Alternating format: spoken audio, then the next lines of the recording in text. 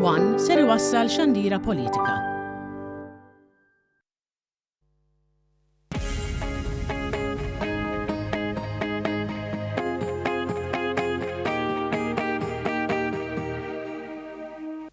Inselmilkom u l-għodwa tajba qed issegwu trasmissjoni live fuq l-istazzjonijiet One Radio u anka Facebook permezz tal-paġna tal-Partit Laburista.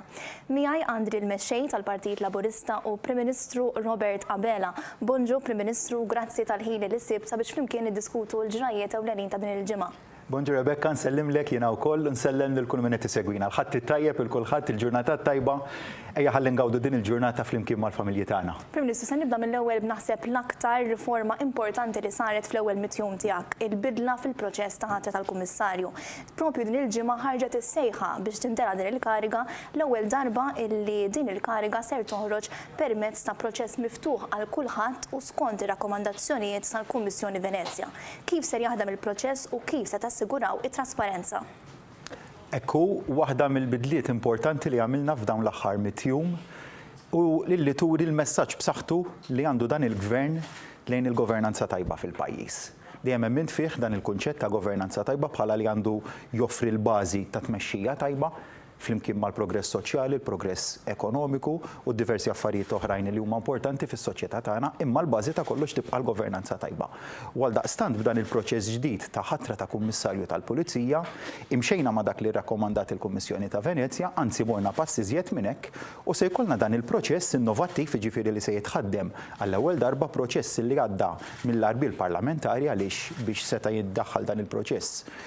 Kellna wkoll il-proċess li mexa fil-Parlament fejn l-ikbar differenza kif semmejt tajjeb inti hija li fil-waqt li fil-passat dejjem il-Kummissarju tal-Pulizija nħatar mill-Eżekuttiv tal-pajjiż mill-Gvern jiġifieri, din id-darba se jkollna proċess li jibda b'sejħa pubblika. B'sejħa li hija miftuħa sal-11 ta' Mejju li ġej fejn kulħadd jista' japplika, kull min jissodisfa ir-rekwiżiti li ħarġet il-Public Service Commission u huwa eliġibbli biex japplika, jista' japplika għal din il-kariga u mbagħad minn hemmhekk se jibda l-proċess quddiem il-Public Service Commission li kif nafu hija awtorità waqfa bil-Kostituzzjoni fejn tajjeb inżidu wkoll li għandek żewġ rappreżentanti nominati min-naħa tal-Gvern, żewġ rappreżentanti min-naħa tal-Oppożizzjoni, chairman li jgawdi l-fiduċja taż-żewġ partiti politiċi, u għaldaqstant importanti ħafna l-mod kif hija komposta il-Kummissjoni dwar is-Servizz Pubbliku li se tagħmel vetting tal-applikanti, se teżamina lill-applikanti kollha li għandha qudiemha, tagħżel l-aqwa tnejn, l-aqwa żewġ applikanti se jintbagħtu quddiem il-Kabinett tal-Ministri, il-Kabinett tal-Ministri jagħżel dik il-persuna li fil-fema tiegħu tkun l-aqwa minn dawk it-tnejn, u mbagħad minn hemmhekk jibda proċess li huwa wieħed ġdid u importanti immens. Għaliex l-għażla ma taqafx mal-Kabinett tal-Ministri, ma taqafx mal-Gvern, imma l-għażla tmur ant il-Parlament. Jiġifieri d-deċiżjoni finali se tkun tal-Parlament. Mhux biss se jittieħed vot dwar il-persuna, imma se jsiru numru ta' domandi, id-domandi kollha li jidrilha li għandha tagħmel l-Oppożizzjoni se tkun f'qagħda li tagħmilhom, l-istess in-naħa tal-Gvern se tista' tagħmel id-domandi kollha li jidrilha dwar kemm huwa kandidat tajjeb, jekk kellux anteċedenti fil-passat li ma jagħmluhx tajjeb għal din il-kariga, jekk għandux kwalifiċi biżżejjed biex jokkupa l-kariga ta' Kummissarju tal-Pulizija, jekk xi darba f'ħajtu għamil xi ħaġa li tiskwalifikah milli jkun Kummissarju. Qed nagħti eżempju għaliex id-domandi tista' tgħid huma bla limitu sakemm ikunu marbutin huma rilevanti mal-qadi ta' dmirijiet relatati ma' din il-kariga. Hemmhekk se nagħmel appell. Se nagħmel appell lill-Oppożizzjoni li kif wasalna għal qbil unanimu dwar il-Prim Imħallef, dwar il-Prim Imħallef Market Kuti, hemmhekk ukoll bla preċedent l-ewwel darba f'pajjiżna li l-Gvern u l-Oppożizzjoni waslu fi qbil dwar l-isem tal-persuna li għandha tokkopa din il-kariga, qbilna wkoll dwar il-metodu ta' ħatra tal-ġudikanti il-ġodda, qbilna wkoll dwar il-metodu ta' ħatra tal-Prim Imħallef eventwali, ġifieri wara li spiċċa l-Prim Imħallef li għadna kif ħtarna issa, wasalna l-unanimità għaliex il-Gvern is-sottometta isem illi kien jissodisfa l-kredenzjali kollha li għandu jkollu Prim Imħallef, jiena nittama wkoll illi f'dan il-proċess għall-ħatra ta' Kummissarju tal-Pulizija jiġri l-istess. Jiġri l-istess billi l-Kummissjoni għas-Servizz Pubbliku tagħżel l-aqwa kandidat, il-Kabinett jibqa' miexi bl-aqwa kandidat Mbagħad il-Parlament se jkollu din l-opportunità storika għall-ewwel darba li jażelu li għat is-siġil finali tiegħu li l-kandidat raġel jew mara li se jkun jokkupa kariga tant importanti fil-pajjiż. Għal daqstant tagħmel dan l-appell lill-oppożizzjoni min-naħa tal-Gvern ix-xewqa tiegħi kif dejjem tkellimt hija li jkollna persuna illi tkun verament denja li tokkupa kariga tant importanti f'dan il-pajjiż. Illi tissimbolizza l-governanza tajba, li tissimbolizza s-saltna ta' dritt u li tissimbolizza l-infurzar tal-liġi. Xi ħaġa li verament nemmen fiha li jkollna nfurzar tal-liġi b'saħħitha, mhux biżejjed li jkollna qafas ta' liġijiet b'saħħtu, imma li jkollna mbagħad l-infurzar tajjeb ta' dawk il-liġijiet. Għaldaqstant hemmhekk ukoll bħal kif ġara fil-każ tal-Prim Imħallef jiena tinħares il-quddiem entużjast għal dan il-proċess li jrid isir li r-riżultat finali jrid ikollu persuna illi tissimbolizza daw l-affarijiet kollha li għadni kif tkellim dwarhom u li verament għamilna kbur illi nemnu fis-saltna ta' dritt li dan huwa pajjiż li mhux biss jitkellem dwar is-saltna ta' dritt imma li huwa ta' bilħaq konvint dwar saltna ta' dritt tajba, saltna ta' dritt robusta li għandha tmexxina mbagħad il-qudiem għal bidliet importanti oħra, bidliet istituzzjonali oħrajn li rridu nagħmlu li jikkumplimentaw it-tisħiħ ekonomiku, tkabbir soċjali ta' pajjiżna u bekk inkunu verament nistgħu nitkellmu li qed insaħħu lil pajjiżna. Pratikament dak kollu li semmejt huwa xhieda ta' governanza tajba. Al kontrarju, din il-ġimgħa kien hemm aktar żviluppi brabta mal-inkjesta illi hemm dwar il-kwerela illi fetaħ il-kelliem tal-Oppożizzjoni għall-Ġustizzja Jason tal-Partit. Saħansitra din il-ġimgħa l-Aqda Repubblika stess ippreżentat evidenza illi qed tikkuntradixxi l-allegazzjonijiet illi għamlet. X'tikkummenta dwar dan?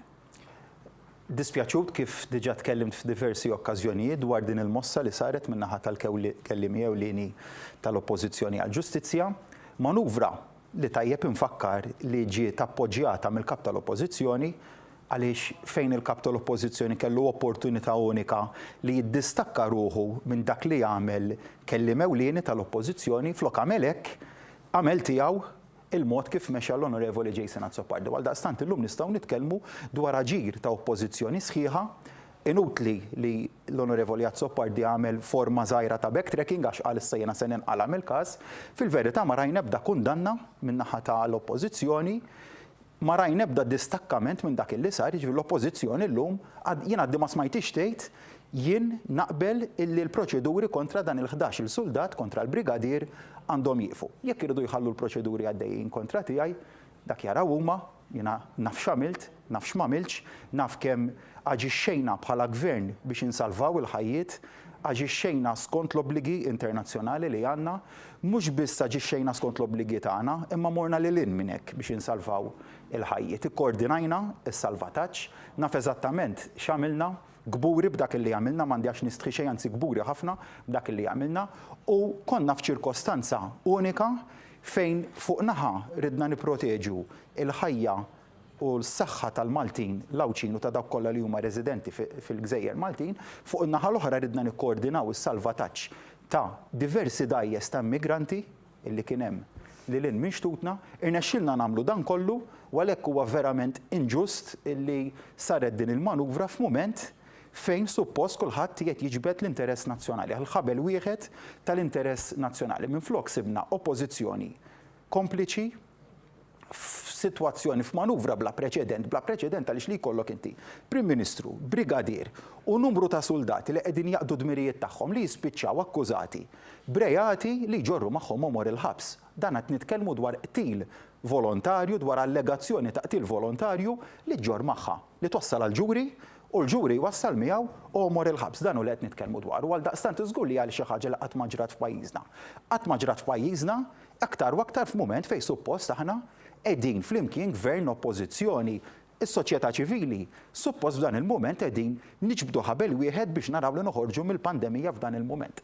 Minflok rajna NGO immiżjed minn hekk kelliem ewlieni tal-oppożizzjoni u mbagħad l-oppożizzjoni sħiħa li rikbet fuq dak kollu li sar u appoġġjat dak kollu li sar, il flok ħarset l-interess nazzjonali hija kompliċi f'din xi ħaġa illi qed tisfoka l-ħidma tal-Forzi Armati tagħna. X'tajjeb illi ngħidu li mhux biss qed jiġu ndagati l-11 il-soldat u l-brigadier, imma il-maġistrat inkwerenti fil-qadi ta' dmirijiet tiegħu qiegħed jinterroga l fuq minn 40 soldat. Mela inti għandek litteralment għal sija attwal għal ġranet sħaħ l-armata tagħna li hija paralizzata qed tiġi investigata. Min qed jixed illum, min qed jixed si oħra, min qed jixed fis-sija ta' wara, u l-ħidma tal-Forzi Armati tagħna ġiet kompletament sfokata f'dawn l-aħħar ġranet. Dik hija l-isfortuna taċ-ċirkostanza kollha. U għal daqstant nibqa' ngħid li nħossni dispjaċut, iva dispjaċut għaliex f'mument fejn il-Forzi Armati tagħna tant qegħdin jagħmlu xogħol tajjeb.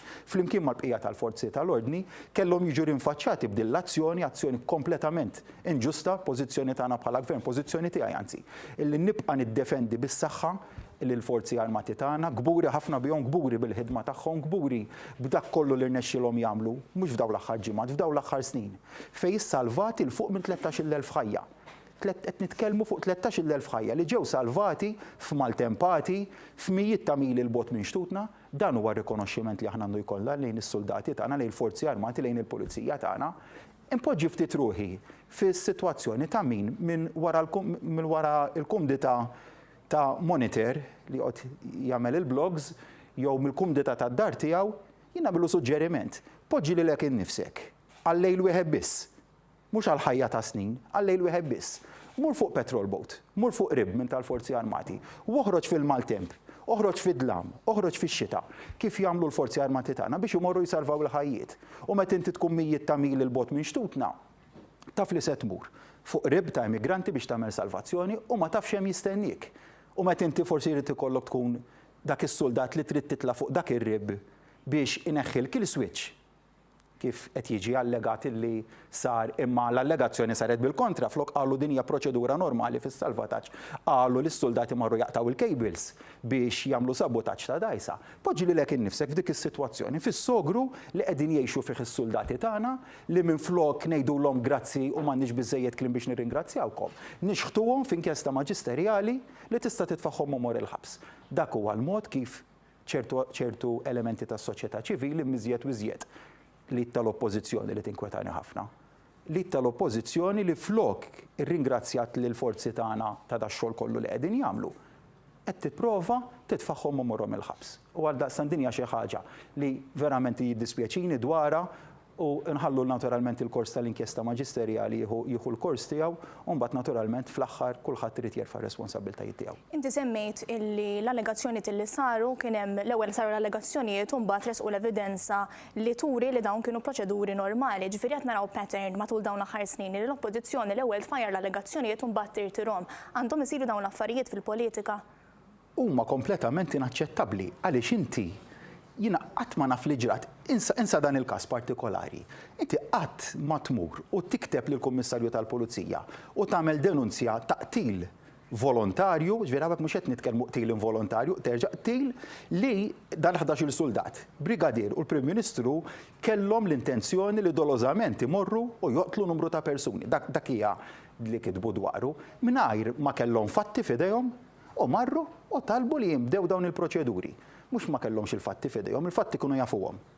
Issa għaliex qed jaraw, il-fatti kienu jafu ben tajjeb illi l-Gvern għamel dak kollu li seta' biex jikkoordina s-salvataġġ kif l-istess għamlu l-Forzi Armati tagħna. Imma derilhom li kellhom jagħmlu din il-manuvra u mbagħad f'mument minnhom għaliex fehmu s-serjetà ta' dak illi jagħmlu, fehmu l-irresponsabbiltà ta' dak illi jagħmlu u fehmu wkoll x'konsegwenzi issa jista' jkollhom fuqhom jekk jirriżulta li jagħmlu denunzja falsa. U hemmhekk allura biex jilqgħu għal dak li kienu għamlu ma jilqgħu fi stadju tard ħafna qalu le ma issa aħna l-provi li hemm juru li dawn is-soldati m'għamlu xejn. Anzi, dak kollu li jagħmlu huwa parti mill-proċedura normali tas-salvataġġ. Imma mbagħad kien tard wisq. Għaliex id-denunzja saret, l-inkjesta maġisterjali bdiet, jiena sottomettejt li l-nifsi għand il-Kummissarju tal-Pulizija sabiex jagħmel l-investigazzjonijiet kollha li hu jidillu li hija xierqa, l-istess se nagħmel quddiem il-maġistrat inkwirenti fil-mument illi jsejjaħ li sabiex nixed, l-istess qegħdin jagħmlu s-soldati li qed ikollhom jiġdu għal sigħat twal qegħdin nitkellmu hawnhekk ukoll. U għal daqstant inutli li l-NGO l-Onorevoli Azzopardi jieħdu pass lura jew jgħidu ħanieħdu pass lura issa jew nippruvaw nirtiraw dak illi sar għax dak li sar sar. U dak li sar, il-poplu mhux se jinseħ qatt.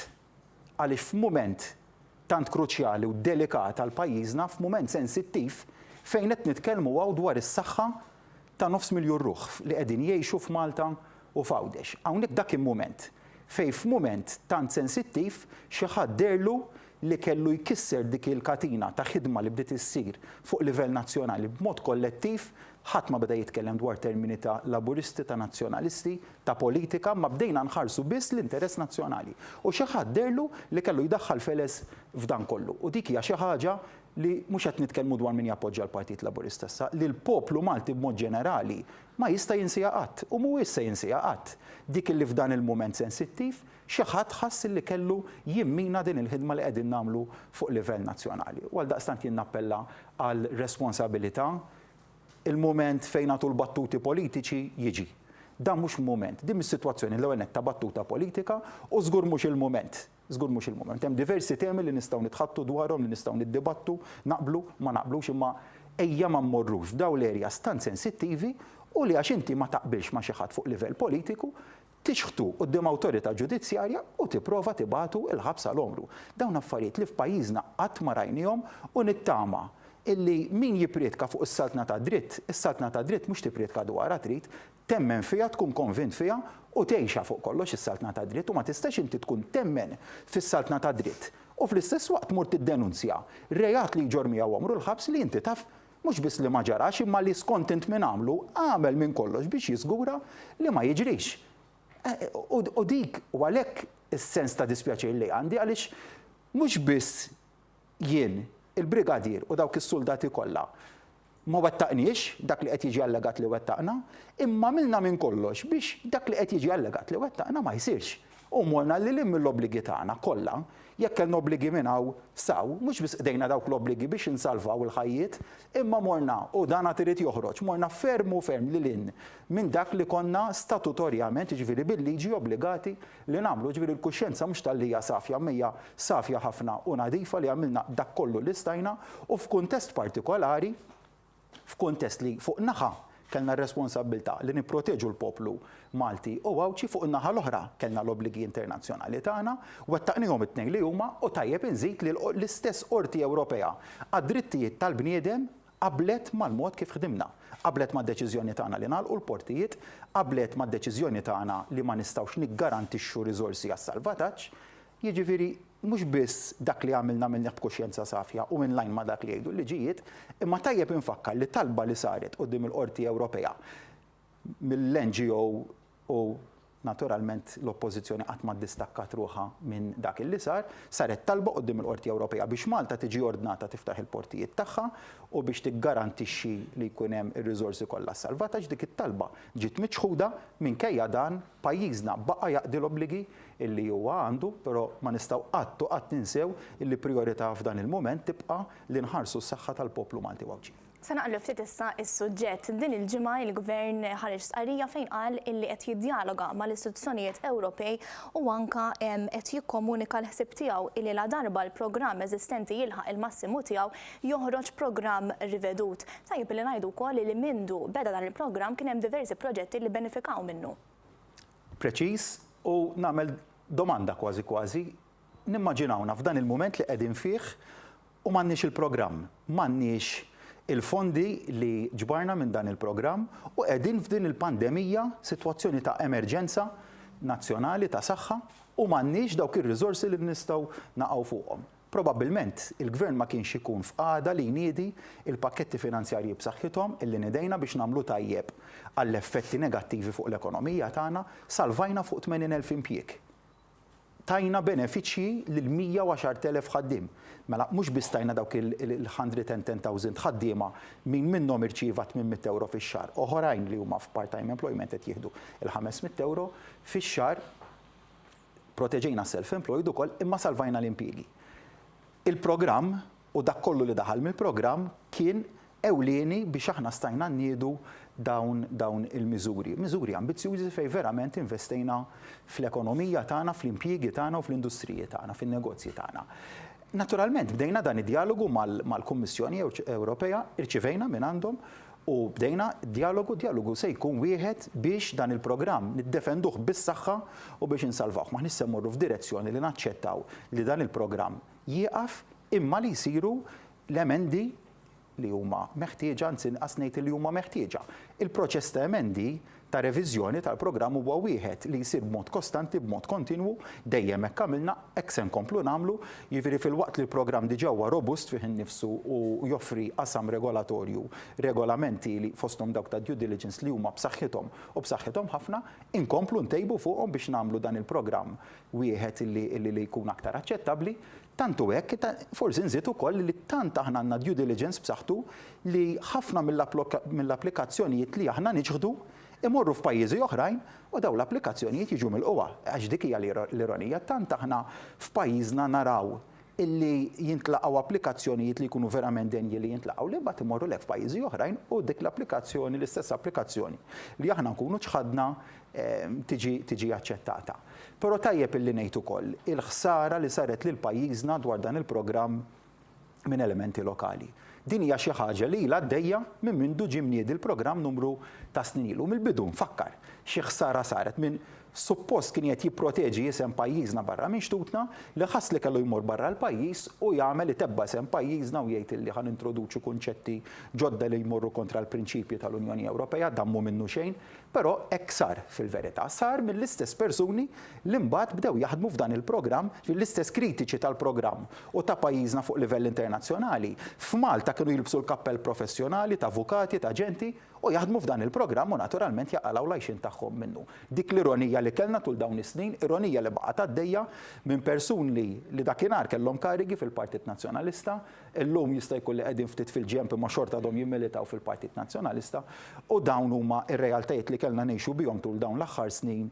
Però ħadd ma jista' jinnega li kieku ma kenniex dan il-programm kien ikollna diffikultà ħafna kbar biex nibnu l-war chest, jiġifieri dik ir-riserva li llum għandna aħna biex niġġieldu l-pandemija, l-effetti negattivi fuq l-ekonomija tagħna, l-effetti negattivi fuq l-industrija, kieku ma kienx għall-programm konna se nkunu f'qagħda ferm anqas vantaġġuża milli nniedu dawk l-inċentivi finanzjarji li nidejna. Għaldaqstant iva kont dejjem konsistenti fil-pożizzjoni li dan il-programm irridu niddefenduh, tajjeb li ngħid ukoll id-dialogu li għandna mal-Kummissjoni huwa wieħed kostruttiv fejn smajna dak li għandha xi tgħid il-Kummissjoni, spjegajna l-pożizzjoni tagħna, se nkomplu nispjegaw il-pożizzjoni tagħna u nemmen illi b'kontinwazzjoni ta' dan id-dialogu se naslu għal ftehim li jkun wieħed aċċettabbli għaż-żewġ naħat, tibqa' fl-aħħar mill-aħħar li din hija l-ċittadinanza hija prerogattiva nazzjonali.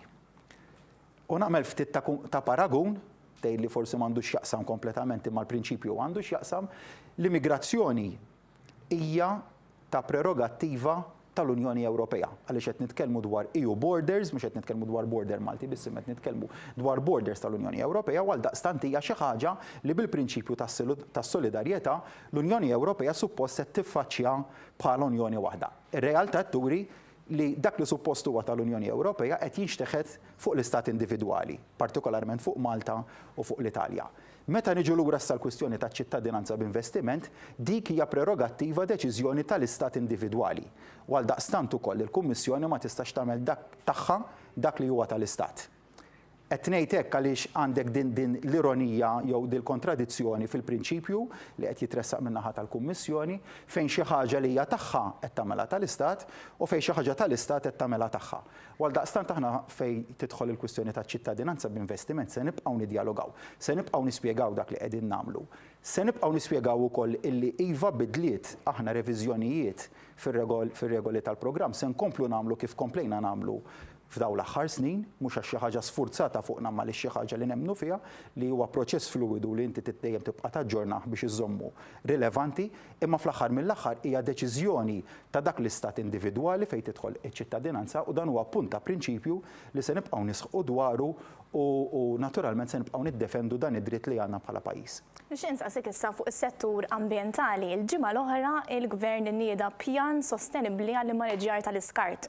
U din il-ġimgħa kien hemm bidliet prinċipali fil-fuel stations policy. Naħseb kienet ilha ġejja ħafna u kien hemm ħafna opinjonijiet u kummenti tajbin ħafna li laqgħu din il-bidla. Ser ikun hemm ukoll restrizzjonijiet dwar żvilupp fart ODZ. Din hija xhieda tal-prijorità li ser ikun qed jagħti dan il-Gvern fis-settur ambjentali? Definitivament.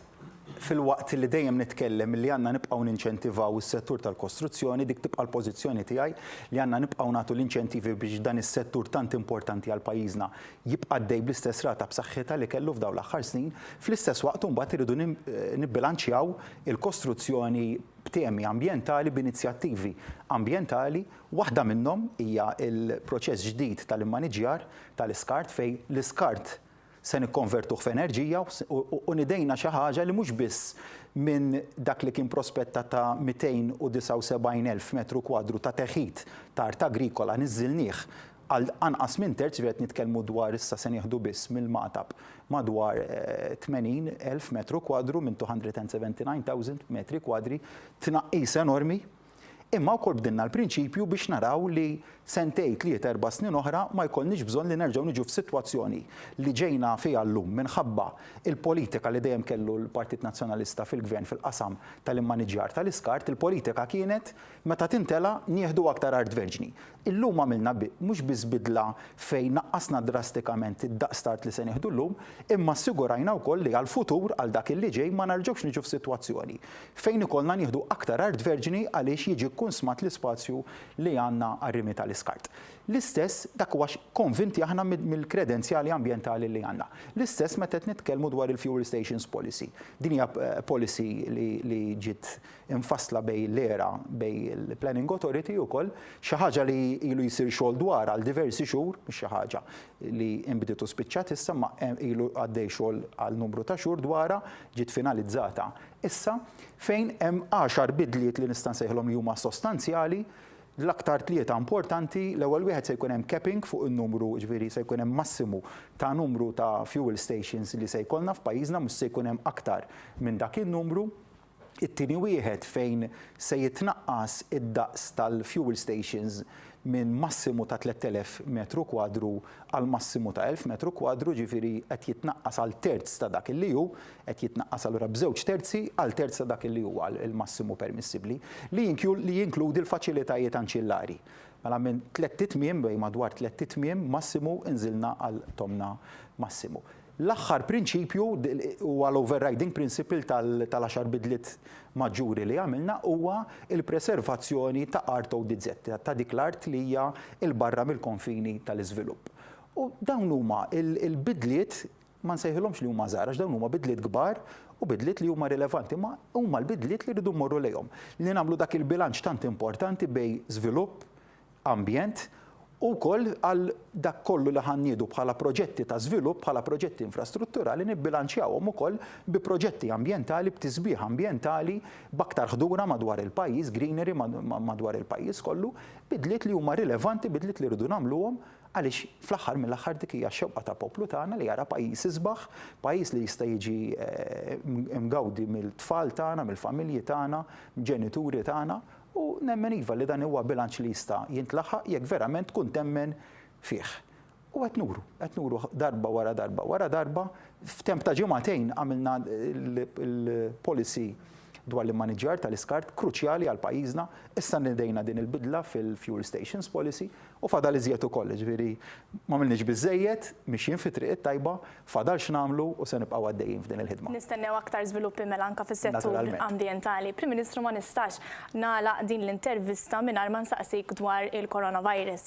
Sfortunatament il-bieraħ kellna l-aħbar il mietet ir-raba' persuna li kellha il-coronavirus f'pajjiżna waqt li din hija aħbar ta' dieqa speċjalment għall-familja tal-persuna, però nixtieq nagħmel referenza anke għal fatt illi siti internazzjonali qed ifaħħru l-mod ta' kif dan il-pajjiż żgħir qed jikkontrolla l-imxija tal-coronavirus. Qed naraw ukoll li n-numru qed jonqsu drastikament. Jiġifieri wasalna li qelbniha din l-isfida. L-ewwel nett intenni l-kondoljanzi tiegħi lill-familjari tal-4 persuni illi ġew nieqsin waqt din il-pandemija. Verament jiddispjaċik għaliex tifhem id-dwejjaq li jkollha kull familja li titlef dawk eżis tagħha. Però fuq livell mhux fuq livell ġenerali tista' tgħid fil-livell sħiħ tal-mod kif ikkontrollajna l-pandemija kellna suċċess li verament jagħmlek gburi għal mod kif ippreparajna u ma ġarax b'kombinazzjoni dan is-suċċess. Is-suċċess ġara għaliex konna preparati. Konna preparati fuq livell mediku, konna preparati fuq livell ekonomiku u ma stennejniex il-pandemija tasal fi xtutna u mbagħad ngħidu ma x'se nagħmlu.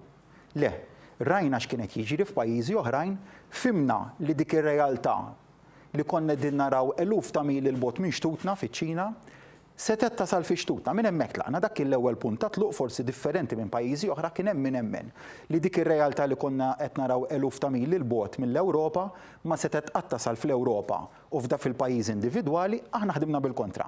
Fimna li dik ir-realtà setet tiġi fi xtutna u preparajna ruħna bi sħiħ għal jekk il-pandemija tolqot kif fil-fatt laqtet. Kien hemm min qalilna għamilna żejjed biex nippreparaw li għamilna miżuri restrittivi. Jien ngħid li għamilna dak kollu li kien meħtieġ u bilanċajna. Kien hemm min-naħa l-oħra li qalilna għamlu lockdown. Għamlu lockdown sa minn qabel frar kien hemm min qed jgħajjat tal-lockdown. Immaġina kieku għamilna lockdown totali ilna xhur f'dan il-lockdown u kien ikollna l-istess livell ta' suċċess u forsi kien ikollna inqas livell ta' suċċess minn aspett mediku milli kellna bil-miżuri gradwali prudenti li għamilna aħna. U għali, dan juri kemm verament konna din attenti għaliex fl-istess waqt li rnexxinna nikkontrollaw tista' tgħid kompletament l-imxija tal-virus mill-aspett mediku, fl-istess waqt ħallejna lin-nies jgħixu kemm jista' jkun il-ħajja normali tagħhom. U dan huwa l-kobor tas-suċċess li kellna li ma sakkarniex lil kulħadd ġewwa d-dar tiegħu, għalaqna l-postijiet tax-xogħol kollha, għalaqna l-fabriki, għalaqna kull stabbiliment kummerċjali, ħallejna n-nies ġewwa n-numru ta' xhur biex ikkontrollajna l-imxija. Le, għalaqna numru ta' stabbilimenti, ma għalaqna biss dak li kien meħtieġ li jingħalaq. Dak li huwa essenzjali fosthom il-fabbriki, fosthom diversi postijiet ta' xogħol oħra, baqgħu jaħdmu imma implementajna regoli b'saħħithom ta' social distancing li ma jkunniex nies illi jakkumulaw fi gruppi, illi ma toħroġ fejn mhuwiex meħtieġ. Imma ibbilanċjajna billi jiena nara x'qed jgħidu pajjiżi oħra dwarna. Qed jgħidu f'Malta irnexxielhom irażnu l-imxija ta' dan il-virus, però ħallew lin-nies jgħixu il-ħajja tista' tgħid normali ta' kuljum. U mela ma kienx hemm restrizzjonijiet li kienu diffiċli, imma n-nies kienu responsabbli u rrispondew b'mod tajjeb. Issa li rnexxielna mhux biss nagħmlu l-flattening tal-kerv, jiġifieri li nbaxxu kemm jista' jkun il-kerv, imma naqqasna b'mod drastiku il-każijiet ta' rata ta' infezzjoni. Verament ħossok gburi, nirringrazzja b'mod partikolari l-awtoritajiet tas-saħħa tagħna kollha kemm huma għamlu ħidma li verament hija waħda eċċezzjonali, l-frontliners illi ħadmu f'din il-pandemija, forzi tal-ordni, kien sforz kollettiv ta' pajjiż. Ma jfissirx illi il-pandemija għaddiet, anke jekk in-numri huma dak illi huma, ma jfissirx li għaddiet u ma jfissirx li llum nistgħu noħorġu niċċelebraw. Jekk noħorġu niċċelebraw illum, ikun ifisser li qed nagħmlu ħsara lill-isforzi kollha li għamilna sa issa. U għaldaqstant għal dak illi ġej, naturalment id-domanda ta' kulħadd hija imma għada x'se jiġri. Se nħallu r-restrizzjonijiet kollha fis-seħħ, se nibdew innaqsu r-restrizzjonijiet, ir-risposta għal dan hija jien se nkejjel is-suċċess ta' pajjiżna fil-kontroll ta' din il-pandemija kemm fuq livell mediku, kif ukoll fuq livell ekonomiku u fuq il-livell li aħna jirnexxilna ndaħlu n-normalità f'pajjiżna mill-aktar fis. Mhux in-normalità kif konna qegħdin ngħixu għal numru ta' ġimgħat ilu, dik in-normalità fadal ħafna biex tiġi lura, jista' jkun illi n-normalità l-ġdida tkun differenti, tkun dinja kemm xejn differenti minn dik li konna imdorrijin fiha. Però iva qegħdin noqorbu lejn dak il-mument u qegħdin noqorbu sew lejn dak il-mument fejn nibdew innaqsu ir-restrizzjonijiet, mhux innaqsu r-restrizzjonijiet kollha. Ma jistax ikun li jsir jekk nagħmlu l-iżball li naqsu r-restrizzjonijiet kollha b'mod maġġel inkunu għamilna ħsara lejn dak kollu li għamilna s'issa. U nħares lejn l-istess approach li għamilna meta introduċejna restrizzjonijiet, wieħed gradwali skont in-numri li beda jkollna, mhux blaġla għamilnihom b'mod tempestiv, jiġifieri fil-waqt opportun. U l-istess metodu rridu nużaw meta niġu biex inneħħu restrizzjonijiet. Li inti tagħmel b'mod gradwali tara l-affarijiet kif imorru, ma tridx tneħħi restrizzjonijiet tard lanqas. La trid tneħħihom kmieni u lanqas tard, għaliex jekk neħħi restrizzjonijiet tard ma tistax imbagħad titkellem inti fuq li kellek suċċess sħiħ fil-kontroll tal-pandemija. U hawnhekk jien innifsi qiegħed intella t-threshold tas-suċċess tal-gvern qed intella targets li jrid ikollna. Kellna suċċess fuq l-aspett mediku, issa ma dak is-suċċess mediku rridu nabbinaw is-suċċess fil-istimulu tal-ekonomija, fil-ħidma biex nerġgħu niġu għal kemm jista' jkun minn normalità malajr u mingħajr ma ntawlu żejjed. Ġifieri issa l-bilanċ irid ikun dak illi tieħu miżuri fil-waqt mhux qabel imma mhux tard biex inti tiżgura li jkollok suċċess komplet. U s-suċċess komplet fl-imxija tal-coronavirus tal-COVID-19 irid jiġi mkejjel meta numru ta' xhur oħra meta noħorġu minn dan kollu u nagħmlu l-eżami ta' kif morna bħala pajjiż u meta ħadd ieħor se jkun qed jagħmel eżami fuq pajjiżna se jkejlu id-diversi suċċessi, il-suċċess mill-aspett mediku, mill-aspett ekonomiku, mill-aspett ta' kemm irnexxilna nirritornaw għan-normalità malajr u dak is-suċċess li kellna sa issa mill-aspett mediku li rnexxilna nżommu in-numri baxxi, ir-rata ta' infezzjoni baxxa. Il-fatt forsi wieħed ma tantx isemmih illi ħafna mill-persuni anke minn dawk li ġew infettati kellhom sintomi baxxi, jew ma kellhom sintomi ħfief jew bla sintomi u żammejna r-rata ta' mortalità baxxa ħafna, issa dak il-suċċess irridu nittrasformawh ma rridux ngħidu biss u nieqfu hemmhekk żammejna n-numri baxxi l-importanti biss li kollna n-numri baxxi u waqafna hemmhekk. Dak ikun suċċess parzjali. Jien qed inħares lejn suċċess komplet fil-kontroll ta' din l-imxija tal-coronavirus. Is-suċċess komplet jkun meta nilħqu dawk l-aspettattivi kollha, il-saħħa, l-ekonomija, in-normalità, li n-nies jerġgħu jibdew jgħixu dik il-ħajja tranquilla u serena, u għaldaqstant is-suċċess fil-parti medika issa biex ikollna dan is-suċċess ħieħ irridu nittrasformawh f'suċċess fil-parti tal-irkupru ekonomiku, fis-suċċess ta' l-nies jibdew jgħixu l-ħajja normali, fis-suċċess ta' l-nies iva igawdu s-sajf dik hija wegħda li jien għamilt mal-poplu Malti wawċi li jgawdu s-sajf u beħsibni inkompli nisħaq dwarha naturalment bi prioritajiet u b'realtajiet ġoddanzi. Jiġifieri jekk it-tgawdija tas-sajf u t-tgawdija tal-ħajja b'mod ġenerali, il-mod kif il-bniedem jgħix il-ħajja b'mod ġenerali. Is-sena li għaddiet kienet tfisser mod dan is-sajf li ġej anka x-xitwa li ġejja se tkun tfisser realtà differenti. Jiġifieri meta ngħid ingawdu s-sajf ma tfissirx illi inti tmur f'massa ta' nies party, dik hija realtà li rridu ninsewha. F'dan il-mument żgur mhux se tkun xi ħaġa li hija aċċettabbli. Li għada se niftħu l-ajruport hija xi ħaġa li missa sseħħ. Ġifieri ma rridx intella l-aspettattiva żejjed meta il-prudenza tindika mod ieħor. Ma rridux immorru lanqas lejn l-estrem li ngħidu jew ma nneħħu xejn mir-restrizzjonijiet jew nneħħu xi ħaġa li tkun żgħira jew kosmetika jew li fil-verità ma tfisser xejn. U għalhekk il-bilanċ li inti b'mod gradwali tibda tneħħi mir-restrizzjonijiet, tara kif tmur tajjeb tkompli tneħħi restrizzjonijiet. Jekk ikollok sitwazzjoni li jitneħħew numru ta' restrizzjonijiet u jkollok sitwazzjoni minn l-aspett mediku li tmur għall-ar, naturalment se nżommu dritt illi nirtiraw lura t-tneħħija ta' restrizzjonijiet u wieħed ikollu jerġa' jagħmel restrizzjonijiet. Dan kollu fl-aħħar mill-aħħar imma jibqa' dipendenti fuq kemm ikunu responsabbli n-nies. Fuq kemm iżommu social distancing, fuq kemm josservaw ir-regoli kollha li toħroġ is-sovrintendenza tas-saħħa pubblika, jiġifieri xorta r-responsabbiltà tan-nies se tibqa' kruċjali anke fil-proċess li bih se nneħħu ir-regolamenti. Il-miżuri restrittivi. Hemmhekk ukoll aħna rridu naraw li nipprioritizzaw li jekk għandek bżonn li jsiru dawk l-elective surgeries, l-operazzjonijiet isiru jekk għandna bżonn nidentifikaw numru ta' stabbilimenti kummerċjali li se jkunu tal-ewwel illi jiftħu ma jfissirx li qed ngħidu lill-poplu għamel li trid. Le, irridu nibbilanċjaw. Anzi huwa aktar importanti li wieħed ikun dixxiplinat fl-osservanza tar-regolamenti sabiex inkunu nistgħu nkomplu nneħħu l-miżuri restrittivi mill-aktar fis.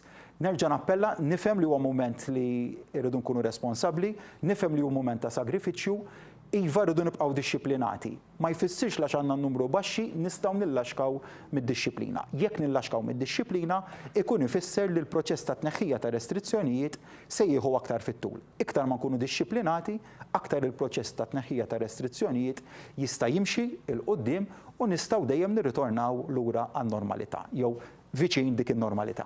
Naħseb punt importanti li minkejja l-numri baxxi xorta waħda kulħadd għandu jibqa' jsegwi l-pariri tal-awtoritajiet tas-saħħa biex żgur ma nkunux qed infottu ngħidu hekk is-suċċess illi sar sa issa. Grazzi ħafna Prim Ministru, nirringrazzjak tal-ħin tiegħek. Nirringrazzja wkoll is-semmija u lit-telespettaturi li segwew din it-trasmissjoni. Nawguralkom il-ħadd it-tajjeb u nsellmilkom.